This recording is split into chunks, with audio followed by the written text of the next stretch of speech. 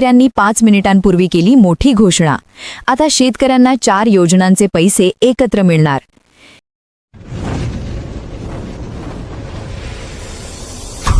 PM किसान योजनेचा पुढचा हप्ता कधी येणार यावर सध्या जी चर्चा सुरू आहे, तर त्या चर्चेबाबत अनेक चुकीच्या बातम्या येत असतानाच तुम्हीच हे उपाय केले नाही तर तुमचा हक्क कायमचा बंद होऊ शकतो. सोबतच पीएम किसान मध्ये जी 12,000 रुपयांपर्यंत वाढ होणार आहे, तर त्याचा देखील लाभ तुम्हाला मिळणार नाही. तेव्हा हा व्हिडिओ पहा आणि सत्य माहिती जाणून घ्या.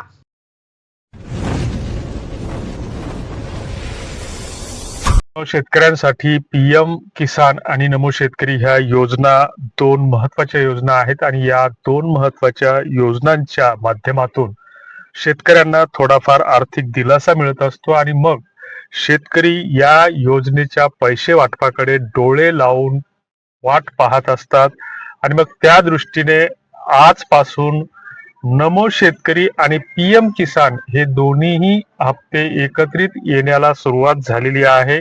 म्हणजे असे एकत्रित एकूण 4,000 रुपये शेतकऱ्यांच्या खात्याला येत असल्याच्या बातम्या विविध चॅनलवरून प्रसिद्ध झालेल्या आहेत. सध्या संक्रांतीचा सण नुकताच संपलेला आहे आणि अशा स्थितीमध्ये शेतकऱ्यांच्या खिशामध्ये पैसा नाहीये, बाजारपेठेमध्ये मंदी आहे, तुरीचं पीक सध्या शेतात आहे, गहू काढणीला आलेला आहे आणि इतर जी काही रब्बीची थोडीफार पिकं असतील की ज्यांच्याकडे रब्बीचं पीक पेरलं असेल तर अशा शेतकऱ्यांच्या शेतांमध्ये सध्या शेतमाल असल्याने शेतकऱ्यांना जो काही दैनिक खर्चासाठी पैसा लागतो तर त्या पैसा हा एक लाडक्या बहिणीच्या माध्यमातून काहींच्या कुटुंबामध्ये येत असतो तर काहींना या पीएम किसान आणि नमो शेतकरीच्या माध्यमातून येत असतो. मात्र हे पैसे येत असताना याच्यामध्ये सरकारकडून आणि याचे जे काही तुमच्या आमच्या मधले जे काही भैताड बेलण्या आहेत तर यांच्याकडून लाभापेक्षा गोंधळच अधिक असल्याचे आजवर अनेकदा स्पष्ट झालेले आहे. गेल्या अनेक दिवसांपासून जशी ही योजना जाहीर झाली तसे दररोज शेतकऱ्यांच्या खात्याला कधी पीएम किसानचे पैसे येतात, कधी नमो शेतकरीचे येतात, तर कधी पीक विम्याचे येतात, तर कधी लाडक्या बहिणीचे पैसे येतात.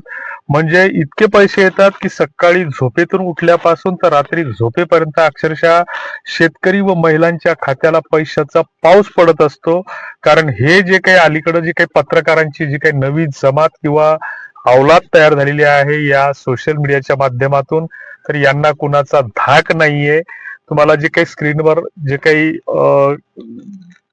स्लाइड्स दिसत आहेत किंवा जे थंबनेलचे पोस्टर दिसत आहेत तर त्याच्यातून तुमच्या असे लक्षात आलं असेल की अशी शेकडो नाही हजारो अशी न्यूज चॅनल आहेत की जी शेतकऱ्यांची, महिलांची, गावखेड्यातील अडाणी लोकांची सातत्यानं दिशाभूल करत असतात आणि ही तुमच्या आमच्यातलीच कोणीतरी आहेत आणि यांचा सरकारचा या गोष्टीवर अजिबात धाक किंवा नियंत्रण नाही. खोटं बोलणं किंवा एखादी चुकीची विपर्यस्त बातमी देणं ही कायदेशीर दृष्ट्या हा गुन्हा ठरू शकतो. मात्र याच्या विरोधात कोणी तक्रार करत नाही, केली तर त्याची कोणी दखल घेत नाही.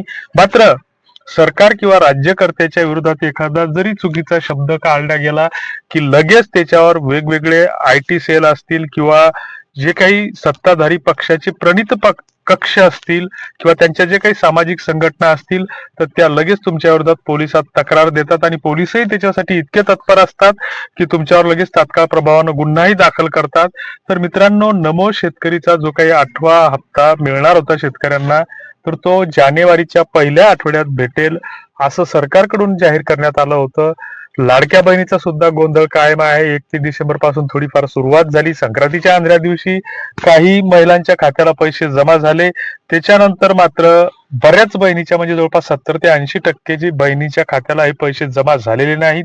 सरकारकडून जो काही गोंधळ निर्माण केला जात आहे त्याच्यासाठी पैसे काय मिळाले नाही तर जी काही लाडक्या बहिणीची वेबसाईट आहे तर त्याच्यावरती कुठलं साइन अप करू देत नाही किंवा रजिस्ट्रेशन करू देत नाही किंवा मोबाईल नंबर आणि कॅप्चा कोड जर टाकला तर त्याला ओटीपी येत नाही. ओटीपी आपण असं समजतो की आपला मोबाईल नंबर कदाचित रजिस्टर नसेल, फॉरगेट पासवर्ड केलं तरीही त्याच्यावर काहीच फरक पडत नाही.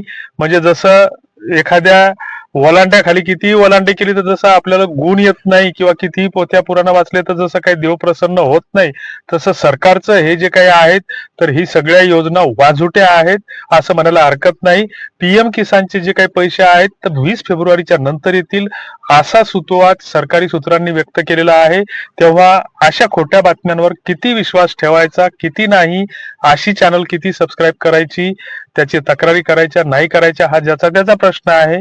थंबनेलच्या माध्यमातून, कारण लोकांना जर सत्य आणि खरी वस्तुस्थिती सांगितली, कारण आपल्याला बी हळूहळू या खोट्या गोष्टींच्या सवय होत चाललेल्या आहेत आणि मग याच्यातून आपण याचे परिणाम आम्ही सर्वजण भोगतो आहोत. ही वास्तविकता आहे. तुर्तास तुम्हाला काय वाटतं ते कॉमेंट बॉक्समध्ये नक्की कळवा. धन्यवाद.